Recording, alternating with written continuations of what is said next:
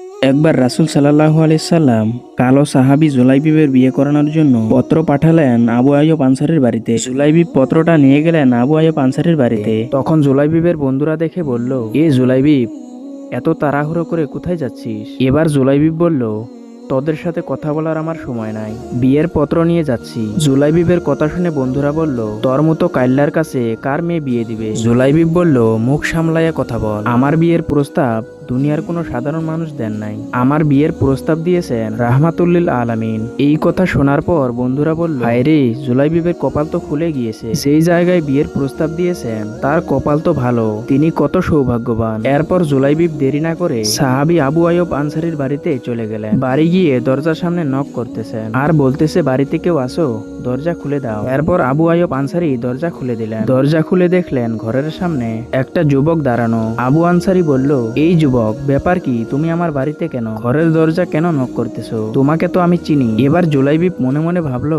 আমি যদি মুখে প্রস্তাব দেই তাহলে আমার প্রস্তাব হয়তো ক্যান্সেল করে দিবে। তারপর জুলাইবিব চালাকি করে বুদ্ধি খাটিয়ে বিয়ের পত্রটা দিয়ে দিলেন। আবু আইয়ুব যখন পত্রটা খুলে দেখলেন আল্লাহর নবীর নাম লেখা। আল্লাহর নবী সালাম দিচ্ছে, আমি নবীর পক্ষ থেকে তোমাকে সালাম দিলাম, শোনো, যেই যুবককে আমি পাঠাইছি আমার সাহাবী জুলাইবিব, তোমার যে সুন্দরী কন্যা আছে তাকে বলা হয় হুরে মদিনা। এই কন্যার সাথে আমার সাহাবীর বিয়ের ব্যবস্থা করো। এরপর সাহাবী আবু আইয়ুব আনসারী একবার পত্রের দিকে তাকায় আর একবার পাত্রের দিকে তাকায় আর মনে মনে বলে, হায় রে, তোরে তো আমি চিনি, তুই এসেছিস আমার মেয়ের বিয়ের প্রস্তাব নিয়ে, কিন্তু পত্র তো পাঠিয়েছে আল্লাহর নবী, এই প্রস্তাব তো আমি ফিরিয়ে দিতে পারবো না। এরপর আবু আইয়ুব আনসারী জুলাইবিবকে বলল, ঠিক আছে, তুমি একটু দাঁড়াও। পত্র নিয়ে আবু আইয়ুব আনসারী ঘরের ভিতরে চলে গেলেন। তার স্ত্রীকে ডাক দিলেন, স্ত্রী, এইদিকে আসো, এই দেখো আল্লাহর নবী পত্র পাঠিয়েছে। স্ত্রী বলল, স্বামী, কিসের পত্র? তারপর আবু আইয়ুব আনসারী বলল, আল্লাহর নবী পত্র পাঠিয়েছে আমাদের কন্যার সাথে এই যুবকের বিবাহ দেওয়ার জন্য। এবার স্ত্রী বলল, ওগো স্বামী, আমাদের কন্যা হলো মদিনার সবচেয়ে সুন্দরী কন্যা। এই কন্যার সাথে আমরা এমন এক যুবকের সাথে বিবাহ দিব, যুবককে তো আমাদের পছন্দ হতে হবে। এবার আবু আইয়ুব আনসারী বলল, স্ত্রী, এখানে আর পছন্দের কিছু নেই, এই বিয়ের প্রস্তাব দিয়েছেন আল্লাহর নবী, এই বিয়ের প্রস্তাব ফিরিয়ে দেওয়ার সাহস আমার নেই, এই বিয়ের প্রস্তাব ফিরিয়ে দেওয়া যাবে না, তুমি রাজি হয়ে যাও। মা বাবা দুইজনে যখন কথা বলতেছিলেন পিছন থেকে তাদের সুন্দরী কন্যা শুনে ফেলেছে এবং ডাক দিয়ে বলল, আব্বু আম্মু, এদিকে আসো, কোন বিষয় নিয়ে কথা বলতেছো? এবার সাহাবী আবু আইয়ুব আনসারী বিয়ের পত্রটা তার মেয়ের হাতে দিয়ে দিলেন। এবার কন্যা দেখলেন পত্রের মধ্যে আল্লাহর নবীর নাম লেখা। এই প্রস্তাব দেখে সুন্দরী কন্যা কেঁদে ফেললেন এবং বললেন, আব্বাজান, কি নিয়ে ভাবতেছেন? মনে করেছেন আমি পত্রকে পছন্দ করব না? একবার কি চিন্তা করলে না, আমার বিয়ের প্রস্তাব দুনিয়ার কোনো সাধারণ মানুষ দেন না, আমার বিয়ের প্রস্তাব পাঠিয়েছে রাহমাতুল্লিল আলামিন। এই যুবকের সাথে আমি বিবাহের বন্ধনে আবদ্ধ হব, এই যুবকের খেজমত করতে করতে আমার জীবনটাকে কুরবানি করে দেব। আব্বাজান, এই যুবকের সাথে আমার বিবাহের ব্যবস্থা করো। এরপর আবু আইয়ুব আনসারী জুলাইবিবকে বলল, এই যুবক, যাও আল্লাহর রসুলকে গিয়ে বলবা তোমার সাথে আমার কন্যাকে বিয়ে দিতে রাজি হয়েছি। এবার জুলাইবিব অনেক খুশি হলেন এবং নবীজির কাছে চলে গেলেন। যাওয়ার পর নবীজি জুলাইবিবকে বলল, এই সাহাবী, কি প্রস্তাব নিয়ে আসছো? এবার জুলাইবিব বলল, ওগো আল্লাহর নবী, আপনি যে বিয়ের প্রস্তাব দিয়েছেন, কন্যার বাবা বিয়ের প্রস্তাব গ্রহণ করেছেন, তার সাথে আমার বিবাহের ব্যবস্থা করে দেন। এবার নবীজি বললেন, যাও বিবাহ করে ফেলো। জুলাইবিব বলল, ওগো নবীজি, আমি তো গরিব মানুষ, আমার কাছে কোনো টাকা পয়সা নাই, আমি তো এক মুঠো খেতে পারি না, আমার তো ঘর নেই, বাড়ি নেই, আমি কিভাবে বিবাহ করব? অর্থ পাবো কোথায়? এরপর আল্লাহর নবী জুলাইবিবকে একটি চিঠি লিখে দিলেন এবং বললেন, যাও আমার জামাই উসমানের কাছে যাও, তাকে গিয়ে বলবা সে যেন তোমার বিয়ের খরচটা দিয়ে দেয়। এবার জুলাইবিব ওই পত্র নিয়ে উসমানের কাছে চলে গেলেন। এবার উসমান জুলাইবিবের বিয়ের সব খরচ দিয়ে দিলেন। এরপর জুলাইবিব বিয়ের অর্থ নিয়ে মদিনার বাজারে চলে গেলেন বাজার করতে।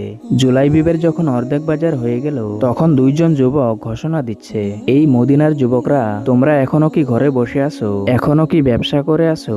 আল্লাহর নবী তোমাদেরকে জিহাদের ময়দানে ডাক দিচ্ছে, তোমাদেরকে এখন ওই জিহাদের ময়দানে যেতে হবে। এই কথা শোনার সাথে সাথে মদিনার যুবকগুলো হাতে হাতে তরোয়াল নিয়ে যুদ্ধের ময়দানের দিকে রওনা শুরু করলেন। এবার জুলাইবিব দেখে মনে মনে ভাবলো, মদিনার সব যুবকরা যুদ্ধের ময়দানে যাবে আর আমি বিবাহ করব, আনন্দ করব, এটা হতে পারে না, এই কাজ আমি করতে পারবো না। আমি যদি এখন যুদ্ধের ময়দানে যাই, নবীজি তো আমাকে চিনে ফেলবে, নবীজি তো আমাকে যুদ্ধে যেতে দিবে না, এখন কি করব? এবার জুলাইবিব ওই বিয়ের অর্থ দিয়ে ডাল আর একটি তরোয়াল কিনলেন। কিনার এরপর জুলাইবিবের একটি ঘোড়া ছিল, ওই ঘোড়া দিয়ে জুলাইবিব যুদ্ধের ময়দানে চলে গেলেন। মক্কা থেকে মদিনার কাফেররা হামলা করলো। তখন আল্লাহর রাসূল সাল্লাল্লাহু আলাইহি ওয়াসাল্লাম 800 সাহাবী নিয়ে কাফেরদের সাথে লড়াই করার জন্য বের হয়ে গেলেন। এবার কাফেরদের সাথে মুসলমানদের যুদ্ধ লেগে গেল। যেখানে কাফেররা তাবু মারছিল, ওই তাবুর কাছে গিয়ে জুলাইবিব কাফেরদের চটলার মধ্যে ঢুকে গেলেন। জুলাইবিব দুঃসাহসিকভাবে তরোয়াল চালাতে চালাতে অনেকগুলো কাফেরকে হত্যা করে জাহান্নামে পাঠিয়ে দিলেন। এক পর্যায়ে কাফেরদেরকে হত্যা করতে করতে জুলাইবিবকে টার্গেট করা হলো এবং জুলাইবিবের শরীরে তীর মারলেন এবং জমিনের মধ্যে পড়ে গেলেন। এই যুদ্ধের ময়দানে জুলাইবিব আল্লাহর দ্বীন কায়েমের জন্য শহীদ হয়ে গেলেন। যখন যুদ্ধ থেমে গেল, আল্লাহর নবী ডাক দিয়ে বলল, এই সাহাবীরা দেখো আমার কোন কোন সাহাবী যুদ্ধের ময়দানে শহীদ হয়েছে, তাদের লাশগুলো আমার কাছে নিয়ে আসো। এরপর সবার লাশগুলো নবীজির সামনে হাজির করা হলো। এরপর নবীজি এক এক করে সবার লাশগুলো দেখতেছে এবং সবাইকে আল্লাহর রসুল চিনতেছে। আবার আল্লাহর নবী ওই যুদ্ধের ময়দানে সাহাবীদের পাঠালেন, এই সাহাবীরা যাও আরো কোনো আমাদের লাশ আছে কিনা যুদ্ধের ময়দানে। তারপর সাহাবীরা যুদ্ধের ময়দানে আবার চলে গেলেন। সাহাবীরা খুঁজতে খুঁজতে কাফেরদের তাঁবুর কাছে চলে গেলেন। গিয়ে দেখলেন একটি মৃতদেহ মরুভূমির বালুর মধ্যে পড়ে আছে, মুখে কালো কাপড় পেঁচানো, তার চেহারা চেনা যায় না। এবার সাহাবীরা নবীজিকে গিয়ে বললেন, ওগো আল্লাহর নবী, যতগুলো আপনার সাহাবী আছে সবার লাশগুলো আপনার সামনে হাজির করেছি। সেখানে দেখি কাফেরদের তাঁবুর কাছে একটা লাশ পড়ে আছে, তার চেহারা আমরা চিনতে পারি না, তার মুখের মধ্যে কালো কাপড় পেঁচানো, তাকে চেনা যায় না। এরপর নবীজি সাহাবীদের বললেন, যাও ওই মুখের কালো কাপড়টা সরাইয়া দেখো, লাশটা কার, আমাদের নাকি অন্য কারো। এবার সাহাবীরা জুলাইবিবের লাশের কাছে চলে গেলেন। এবার মুখের কালো কাপড় সরিয়ে দেখলেন ওই লাশটা হলো সাহাবী জুলাইবিবের লাশ। এবার সাহাবীরা দৌড়ে নবীজির কাছে গেলেন আর বললেন, ওগো নবীজি, যেই লাশটা পড়ে আছে ওই লাশটা হলো আপনার সাহাবী জুলাইবিবের লাশ। আল্লাহর নবী শোনার পরে কান্না করে দিলেন, কি বলছো তোমরা? আমি তো আমার সাহাবীকে বিবাহ করার জন্য বাজার করতে পাঠাইছিলাম। আহারে আমার কলিজার টুকরা সাহাবী বিয়ের বাজার না করে যুদ্ধের ময়দানে চলে আসছে আমার মহব্বতে। আল্লাহর জমিনে দিন কায়েমের জন্য আমার সাহাবী যুদ্ধের ময়দানে চলে আসছে। এবার নবীজি সাহাবীদের বলল, সাহাবীরা যাও আমার কলিজার টুকরা সাহাবীকে আমার কাছে নিয়ে আসো।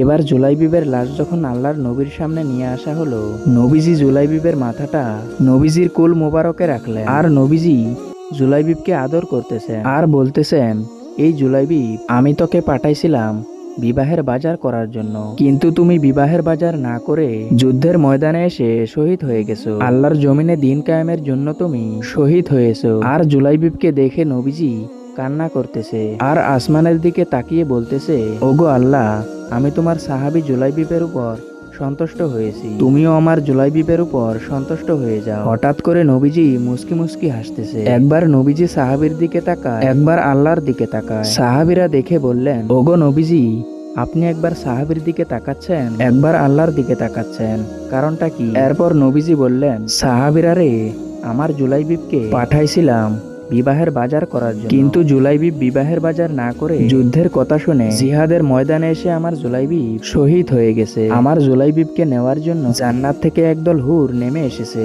জান্নাতের হুরগুলো নবীজিকে বলল, ও আল্লাহর নবী, জুলাইবিবকে আমাদের কাছে দিয়ে দেন, আমরা জুলাইবিবকে নিতে এসেছি।